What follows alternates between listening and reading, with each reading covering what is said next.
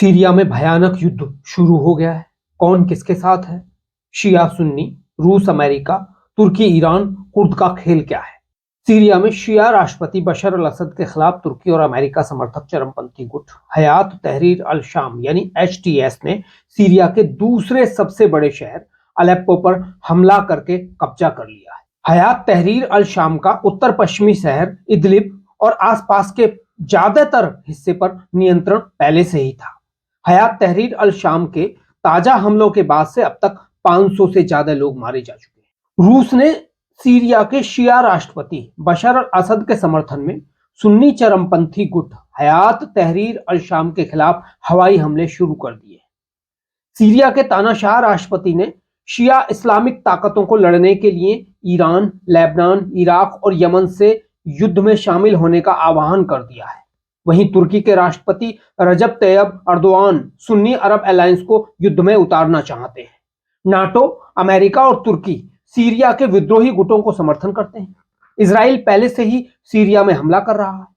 Kurd Syria में चरमपंथी संगठन ISIS और तुर्की के खिलाफ पहले ही लड़ रहे हैं।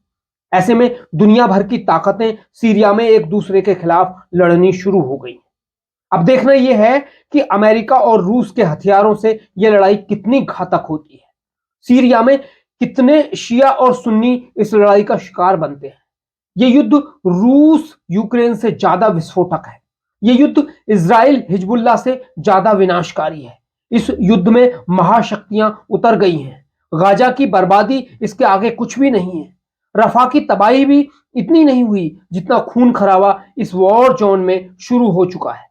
तो ये तो हुआ ताजा मामला, लेकिन अब समझते हैं कि सीरिया में कितने खिलाड़ी हैं और कौन किसके खिलाफ लड़ रहा है। सीरिया में प्रमुख खिलाड़ी हैं सीरिया के शिया राष्ट्रपति बशर अल असद। बशर अल असद के साथ लड़ने वाले लोग हैं रूस, ईरान, इराक, लेबनान और यमन की शिया इस्लामिक ताकतें। तो असद के खिलाफ लड़ने वाले हैं तुर्की, नेटो, अमेरिका और सीरिया की बहुसंख्यक सुन्नी आबादी वाले चरमपंथी विरोधी गुट। साथ ही कुर्द भी अपने अलग देश के लिए लड़ रहे हैं, जहां वो कुर्दिस्तान बनाना चाहते हैं। सीरिया को यूनेस्को ने पहले ही एक विश्व धरोहर घोषित कर दिया है, जहां सबसे पुराने मानव के कंकाल मिले थे। लेकिन सीरिया इस्लामिक शासन आने के बाद से हमेशा तबाह होता रहा है और अब 4 साल रुकने के बाद फिर से भयानक तबाही शुरू हो गई है। तो चलिए समझते हैं इस तबाही के असली खिलाड़ी कौन हैं जो मानवता को शर्मसार कर रहे हैं। सीरिया में सबसे पहला नाम आता है सीरिया के तत्कालीन शिया तानाशाह राष्ट्रपति बशर अल असद का, जिन्होंने अपने पिता से गद्दी छीनी और अपने पिता के बाद दूसरे सबसे बड़े तानाशाह बन गए। सीरिया की बहुसंख्यक आबादी सुन्नी है और शासक शिया है। ऐसे में लड़ाई तो होनी ही थी शिया सुन्नी ताकतों। सीरिया में बीते कई सालों से जारी गृह युद्ध में अब तक करीब 5 लाख लोग मारे गए। इसकी शुरुआत साल 2011 में तब हुई जब बशर अल असद सरकार ने लोकतंत्र समर्थक प्रदर्शनों के दमन की कार्रवाई की। अब देखते हैं शिया राष्ट्रपति बशर अल असद के खिलाफ कौन कौन से विद्रोही गुट लड़ रहे हैं।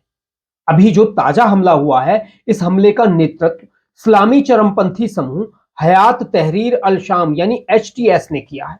इस संगठन का सीरियाई संघर्ष में शामिल रहने का लंबा इतिहास रहा है और यह ग्रुप सीरिया में अलेप्पो जैसे शहर और उसके आसपास अपना शासन चलाता है। एचटीएस की स्थापना साल 2011 में जबात अल नुसरा के नाम से हुई थी। यह समूह चरमपंथी संगठन अल कायदा का प्रत्यक्ष सहयोगी था। एचटीएस संगठन को बनाने में इस्लामिक स्टेट यानी कि आइसिस समूह के नेता अबू बकर अल बगदादी की भी अहम भूमिका थी। एचटीएस को राष्ट्रपति बशर अल असद के खिलाफ लड़ रहे सबसे असरदार और घातक गुटों में से एक माना जाता है। क्रांतिकारी उत्साह की बजाय जिहादी विचारधारा ही इसकी प्रेरणा थी। 2011 में फ्री सीरिया के बैनर तले मुख्य विद्रोही गठबंधन के साथ इसके मतभेद भी देखे गए थे। साल 2016 में इस संगठन के नेता अबू मोहम्मद अल जवलानी ने सार्वजनिक तौर पर अल कायदा से नाता तोड़ लिया। उन्होंने जबात अल नुसरा को भंग कर दिया और एक नया संगठन स्थापित किया। 1 साल बाद इस संगठन में कई अन्य समान विचारधारा वाले गुटों का विलय हुआ और इसका नाम हयात तहरीर अल शाम पड़ा। अलेप्पो शहर पर पहले से शासन कर रहे इस ग्रुप ने ही ताजा हमले किए हैं। हयात तहरीर अल शाम का मकसद सीरिया के तानाशाह राष्ट्रपति बशर अल असद को हटाकर खुद इस्लामिक कट्टर शासन लाना है पूरे सीरिया में, जहां अलेप्पो शहर और उसके आसपास वो पहले से ही इस्लामिक शासन चला रहा है, जहां मानवाधिकार उल्लंघन के मामले पहले ही आते रहे हैं इसके शासन में।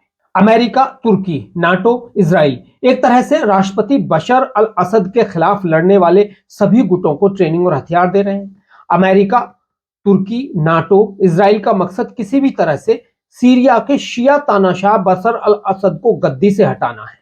तुर्की के खलीफा अर्दोगान हमेशा राष्ट्रपति बशर के खिलाफ रहे हैं, क्योंकि सुन्नी अर्दोगान किसी भी तरह से शिया बशर अल असद को पसंद नहीं करते, इसलिए सभी विरोधी गुटों को टर्की का समर्थन रहता है। अमेरिका, इजराइल और तुर्की पहले ही बशर अल असद समर्थित शिया गुटों पर हमले करते रहे हैं। अमेरिका की सेना सीरिया में पहले से ही मौजूद है। अब सीरिया में अमेरिकी सेना की मौजूदगी की वजह को समझते हैं। अमेरिका सीरिया में बशर अल असद के समर्थक गुटों पर तो हमला करता ही है, इसके अलावा अमेरिका सीरिया में मौजूद आइसिस चरमपंथी संगठन के खिलाफ भी लड़ रहा है। अमेरिका आइसिस के खिलाफ हवाई हमले करता है, तो जमीन पर अमेरिका की ओर से कुर्द लड़ाके आइसिस के खिलाफ लड़ते हैं, जमीनी लड़ाई अमेरिकी हथियारों से। मतलब सीरिया में कुर्द और अमेरिका आइसिस के खिलाफ लड़ रहे हैं।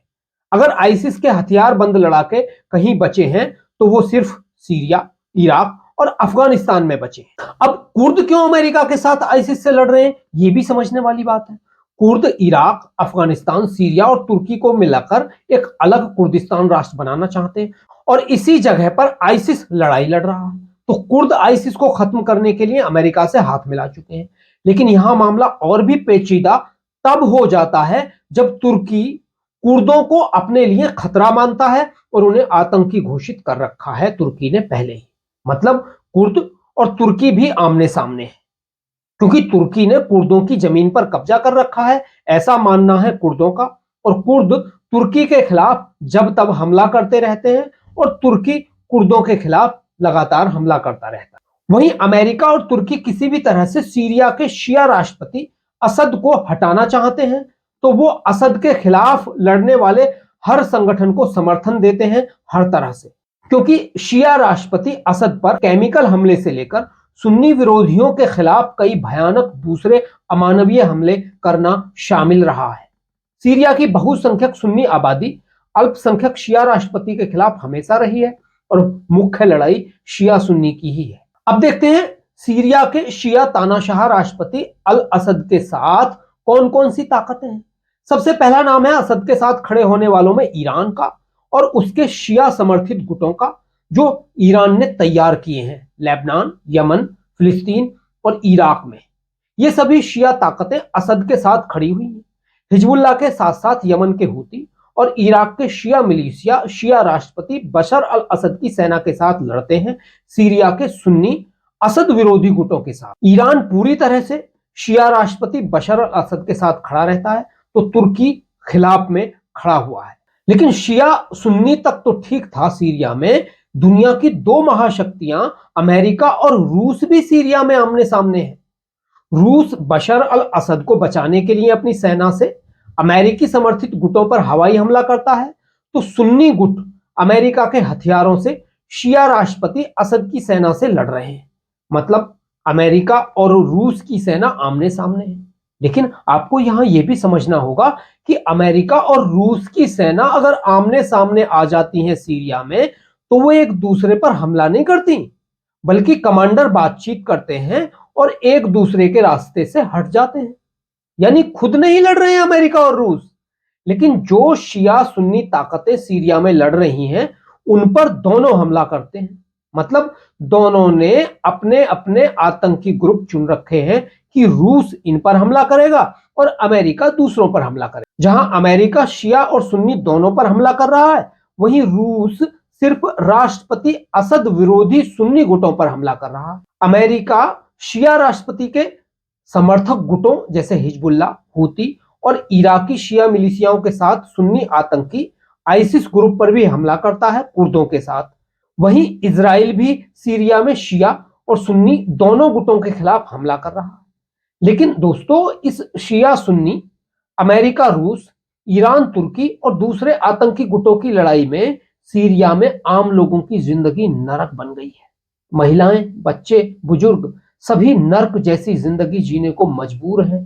क्यों? क्योंकि गद्दी पर बैठे तानाशाह इसे धर्म की लड़ाई बताकर सदियों से मानवता को शर्मसार करते चले आए हैं। इसी वजह से लगभग पूरे मिडिल ईस्ट में जिंदगी नरक बन गई है लोगों। अब ये आतंकी संगठन और इनके तानाशाह अफ्रीका में भी पहुंच गए हैं। वहां भी इन्होंने आम लोगों की जिंदगी नरक बना दी है, क्योंकि तुर्की के खलीफा अर्दोगान और ईरान के गुट अफ्रीका में भी तबाही मचा रहे हैं और लोगों को खत्म कर रहे हैं धर्म के नाम पर सत्ता हासिल करने के लिए। अफ्रीका का खेल आपको आगे बताएंगे। तो आज के लिए इतना ही। नमस्कार, जय हिंद।